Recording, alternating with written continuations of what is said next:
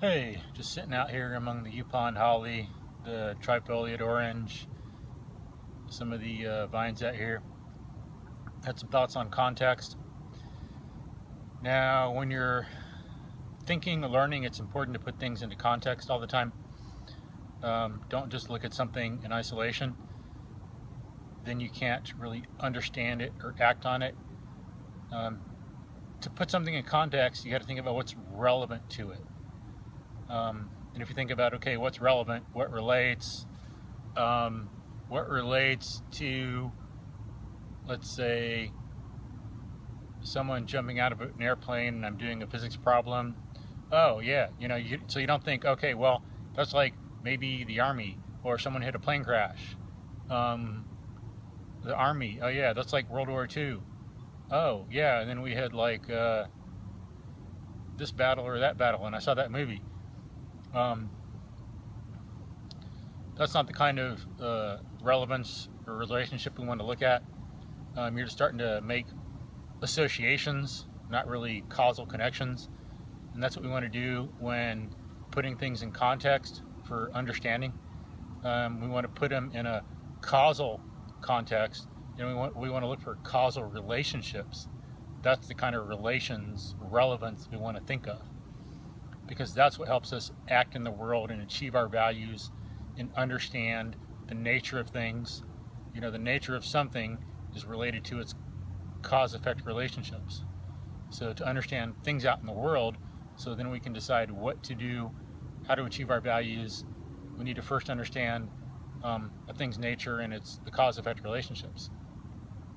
So think about what's relevant causally. So for example, you are doing a problem in physics where you're calculating the force for someone jumping out of an airplane with the parachute.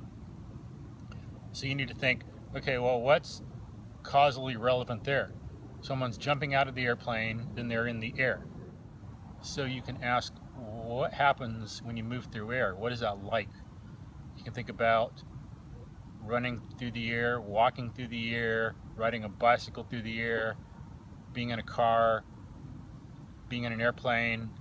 Okay, when we're in an airplane, it goes smooth mostly, but sometimes there's little bumps. Sometimes the plane can move around a whole lot, depending on, as we learn, pilots will say there's turbulence, wind, things like that are affecting the flight. If you think about when you've been running or walking, if you run against the wind or with the wind, or walk with the wind or against the wind, it makes a difference. When you're walking or running against the wind, it's pushing against you and it's harder to move. When you're going with it in the same direction it's blowing, then it's easier to move. You think about driving in a car and sticking your hand out the window. When you put it like this, it moves easier. When you go like that, then it pushes it back. It's harder to keep it still. And so you can see that air can push on stuff. It doesn't have to be wind blowing, but like when the wind's blowing against you when you're running, you feel it. But if you're in a car and there's no wind, you can still feel the air as if there were a wind because you're moving. Same thing with the guy falling out of the airplane. There might not be any wind pushing up on him, but he feels as if there is because he's moving through the air. And then we can think about, why is he slowed down when he when he lets out the parachute? Like, I guess he was going faster and then he slowed down.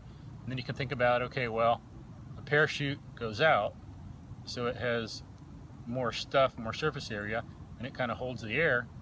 But what's related to that? Think about similar things. You can think about, okay, what about dropping a pen? It goes down, as someone might without a parachute, the pen just falls really fast. No air resistance that really matters. But if you get a leaf or a sheet of paper, it can just float down. You notice it's broader. The pen is narrow, the paper is like flat, kind of like the parachute, so it just goes down. It's affected more by the air resistance. So there we got one thing in the physics problem when we've done some thinking, and now that we've gone through that thinking, others will be easier. And then the more you do this thinking, the more it becomes habit, the easier it is to do.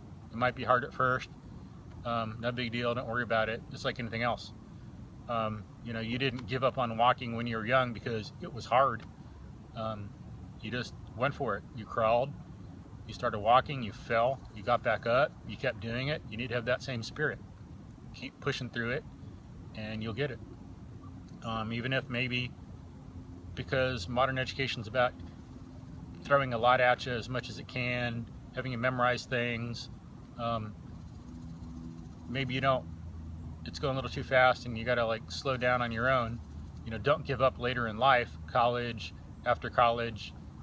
Keep trying to learn on your own. It's just important to use your brain, to train yourself to reason and be logical so you can act better in the world. Don't give up on that. But keep trying something like that. Now,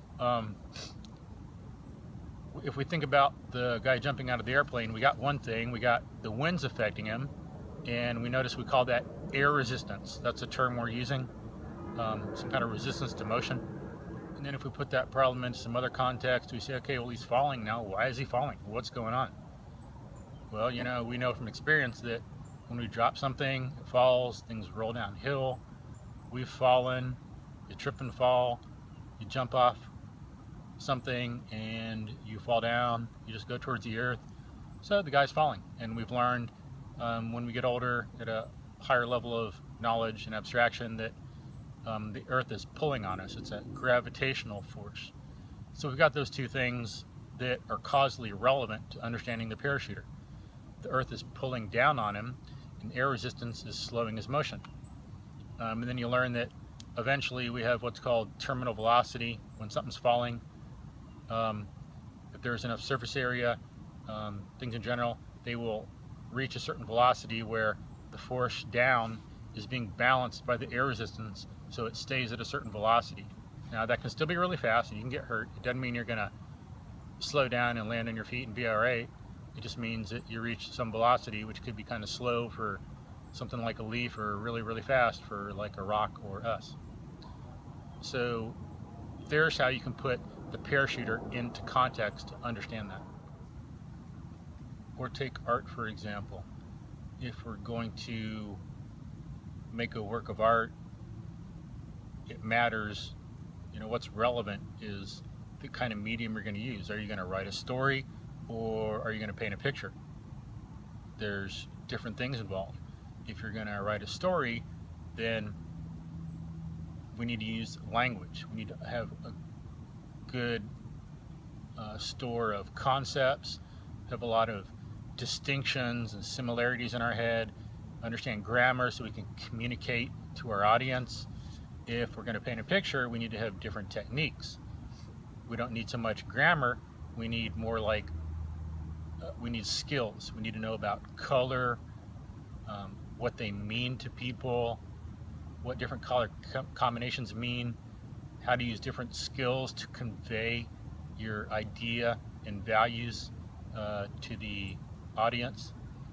Whereas in writing, what's relevant is using words to kind of paint a picture, as people say sometimes. You got to know what details are relevant, what general ideas are relevant, what values you want to convey, so you can focus on them and communicate clearly and effectively. Whereas in painting, it's a matter of selecting the visuals that convey what you want.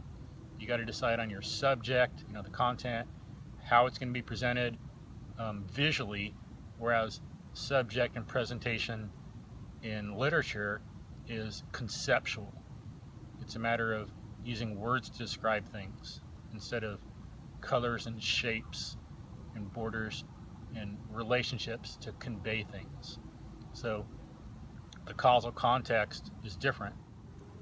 Those are some thoughts on context today.